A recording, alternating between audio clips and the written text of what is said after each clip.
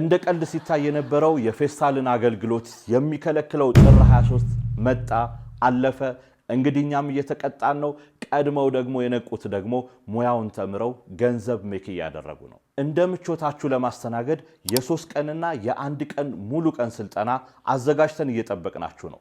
ስድስተኛው ዙር የ3 ቀን ስልጠናችን ላይ የ3 ሰው ቦታ ብቻ ይቀራል። ይህንንም ደግሞ ለመጠቀም ፍጠኑ።